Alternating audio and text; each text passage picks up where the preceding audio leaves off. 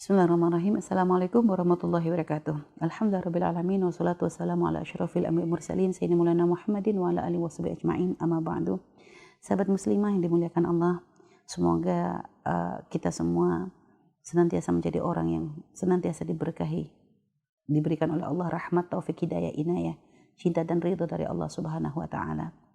Alhamdulillah kita diberikan kemudahan oleh Allah Subhanahu wa taala untuk terus saling mengingatkan dalam kebaikan dan kemuliaan, dan semoga Allah menjadikan kita orang-orang yang akan selalu dibukakan pintu hidayah, dan semoga dengan di bulan Ramadan yang mulia ini Allah lembutkan hati kita sehingga kita mudah menerima kebaikan, dan juga Allah berikan kemudahan kepada kita untuk mengamalkan ilmu-ilmu hal-hal baik yang kita dapatkan, ya kita semoga diberikan kemudahan kita untuk mengamalkannya dalam kehidupan kita sehari-hari.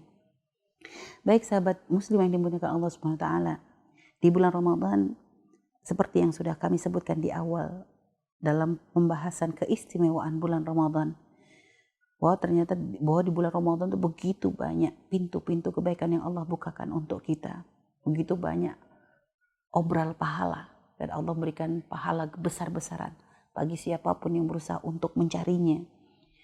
Maka kita harus bisa memanfaatkan waktu di bulan Ramadan ini dengan sebaik-baiknya.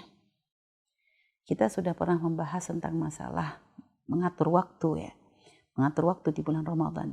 Dan sekarang kita akan membahas tentang masalah membagi ibadah di bulan Ramadan. Karena jangan sampai di bulan Ramadan ternyata kita hanya memperbanyak ibadah zahir, akan tetapi ternyata hati kita tidak ada sesuatu yang kita rasakan di hati kita. Hanya sibuk dengan ibadah-ibadah zahir, tapi ternyata hati kita merasa gersang. Mungkin kita pernah merasakan ini semua di saat ibadah kita lakukan, tapi kenapa kok rasanya kayak tidak ada perubahan pada diri kita. Sehingga terkadang dengan ibadah yang kita lakukan, kadang masih bisa kita membentak orang tua kita.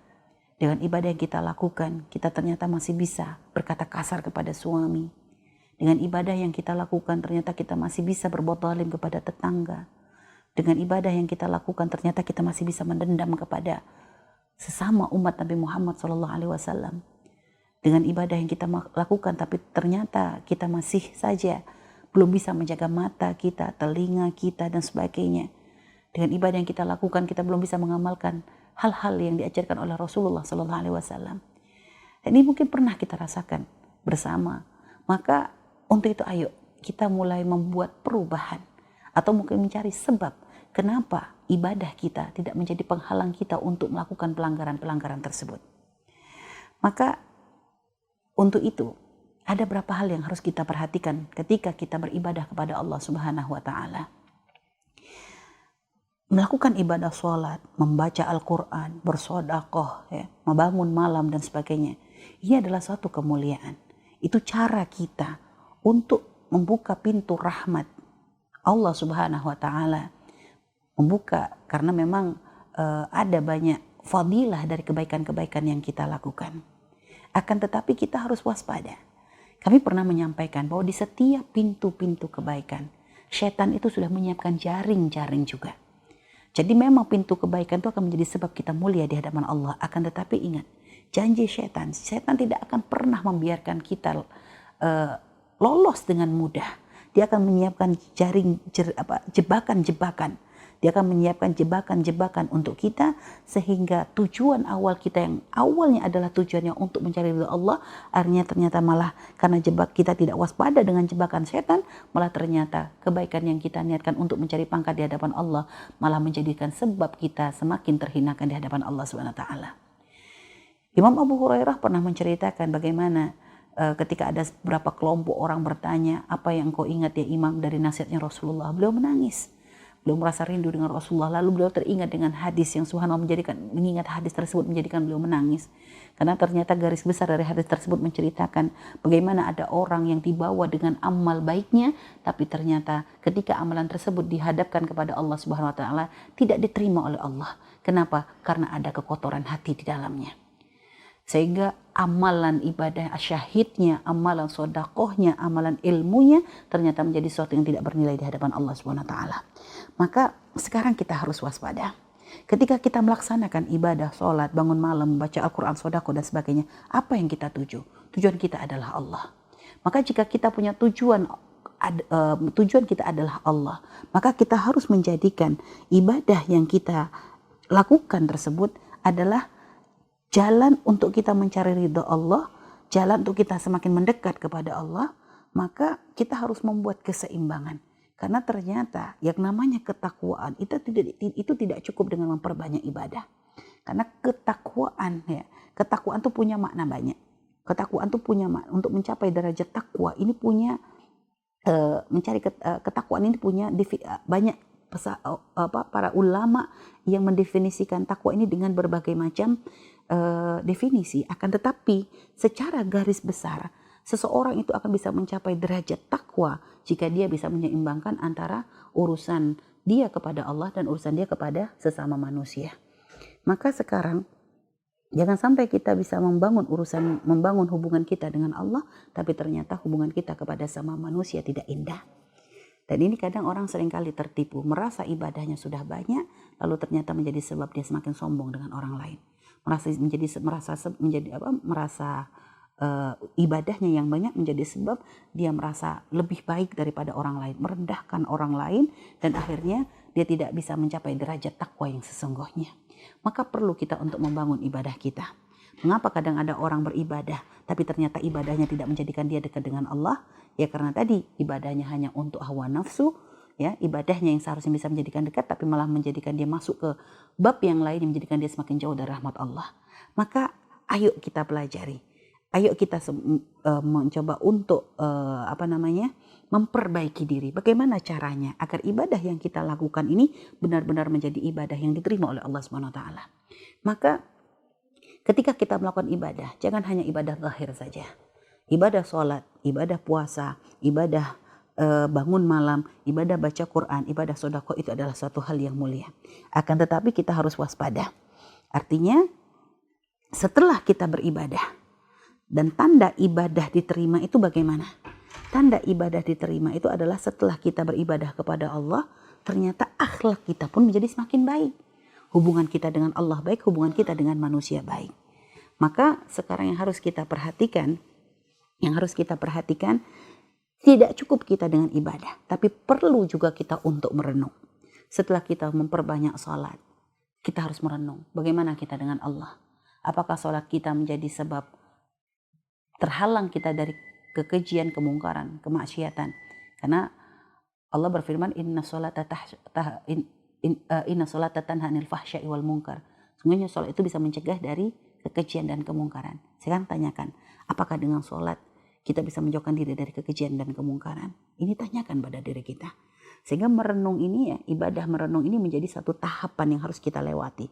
Setelah ibadah zahir kita lakukan, maka ambil waktu sejenak untuk kita merenung, coba bertafakur akan apa yang terjadi selama ini pada kita.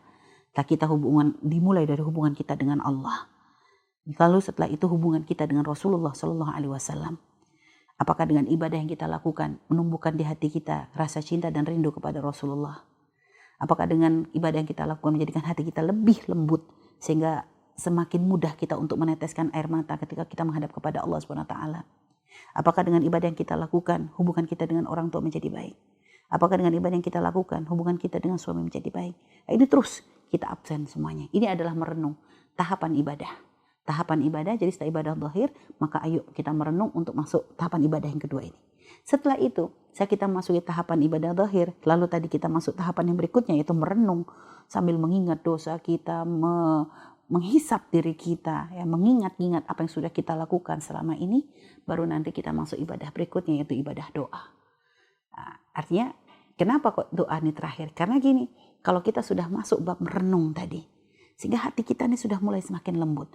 Kita mulai menyadari, ya Allah, ternyata masih banyak kekurangan kita. Dan orang harus bisa merasa kurang, ini harus.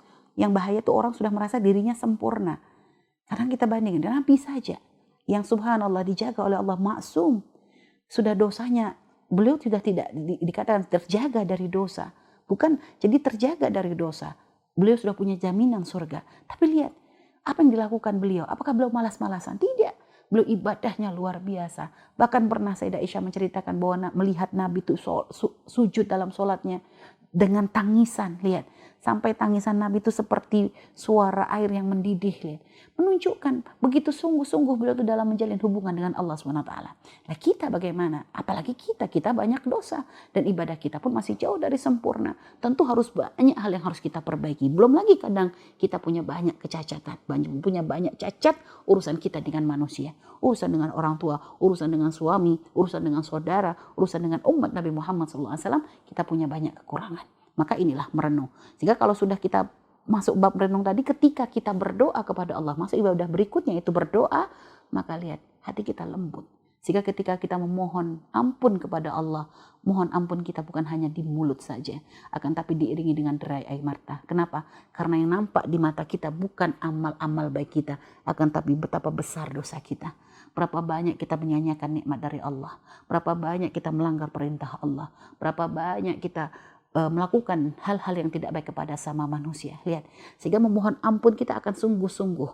Setelah itu nanti kita akan mudah untuk mendoakan siapapun. Mudah kita mendoakan orang tua kita, mudah kita mendoakan suami kita, mudah kita mendoakan anak-anak kita, bahkan mudah kita mendoakan sahabat kita, mudah kita mendoakan kerabat kita. Sehingga tidak hanya bukan saya, tapi kita doakan orang lain. Bahkan dengan renungan tadi akan menjadikan kita mudah untuk mendoakan orang yang berbuat zalim kepada kita. Lihat, ini yang kita ingin. Karena tujuannya di saat kita sudah bisa mendoakan orang yang berbuat zalim kepada kita, orang yang pernah menyakiti kita, orang yang pernah berbuat jahat kepada kita, orang yang pernah memfitnah kita, ternyata kok hati kita sudah bisa berlapang dada untuk mendoakan, maka sebenarnya Allah telah memberikan bimbingan kepada kita, membersihkan hati kita dari yang namanya kebencian dan dendam dan sebagainya, sehingga nanti menjadikan kita itu bisa semakin mudah untuk menjadi hubungan kepada sama manusia. Jadi inilah hal yang harus kita perhatikan di dalam ibadah. Jangan hanya sibuk memperbanyak nilai ibadah, memperbanyak kuantitas ibadah kita, tapi kualitasnya tidak diperbaiki. Maka yang harus kita perhatikan adalah ibadah perbanyak. Masalah berapa ibadah-ibadah, semua pintu-pintu ibadah ayo masuki, tapi lihat kualitasnya kita jaga, sehingga akhirnya ibadah kita benar-benar menjadi ibadah yang menjadi sebab kemuliaan kita di hadapan Allah Subhanahu wa taala, menjadi sebab kita mulia di dunia, dan juga menjadi sebab kita akan dimuliakan oleh Allah di akhirat. Jadi seperti itu, wallahu a'lam bishawab. Mohon doanya selalu. Wabillahi taufiq wal hidayah. Wassalamualaikum warahmatullahi wabarakatuh.